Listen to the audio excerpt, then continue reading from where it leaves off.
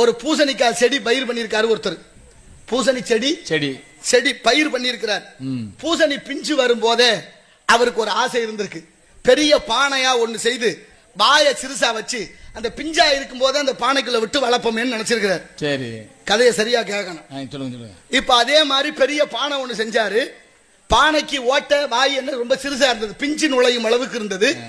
இப்ப பானையை பெருசா செஞ்சு பூசணி பிஞ்சா இருக்கும் போது அதுக்குள்ள வச்சு பாதுகாப்பா வளர்க்கிறார். இப்ப பூசணி பிஞ்சு பானைக்குள்ள வளருது. வருதா?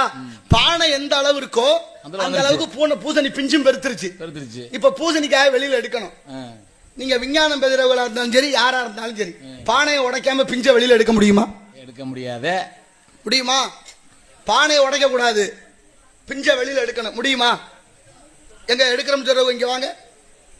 எடுக்கிறோம் சொல்ற அந்த ஐயா இங்க வாங்க. எப்படியா?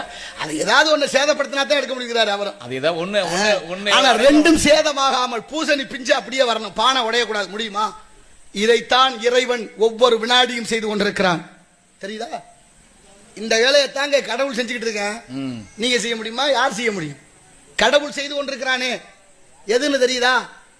துளி விந்து தாயோட கருவறைக்கு போய் பானை போன்று பெருத்து சிறிய துவாரத்தின் வழியாக குழந்தைய வெளியில கண்ணு காது மூக்கு இதயம் அத்தனையும் வைத்து வழங்கி கொண்டிருக்கிறானே. இறைவன் பெரியவனா? யோசிக்க வேண்டாமா? ஒரு ஓட்ட உள்ள பானையை ஒட்டி ஒட்டி வச்சா கூட ஒரு நாள் இல்ல ஒரு நாள் ஒழுகிறோம்.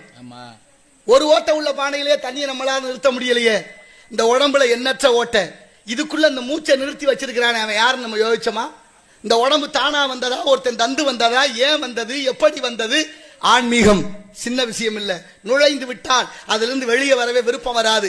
அவ்வளவு உயர்ந்த சிந்தனை இருக்கு. ஆனால் ஆன்மீகத்தை வைத்து மூட நம்பிக்கையாக மாறுவது நானும் ஏற்க மறுக்கிறேன். இப்படி நிறைய விஷயங்கள் உண்டு இந்த நாட்டில். எண்ணற்ற விஷயங்கள் இந்த நாட்டில். அப்ப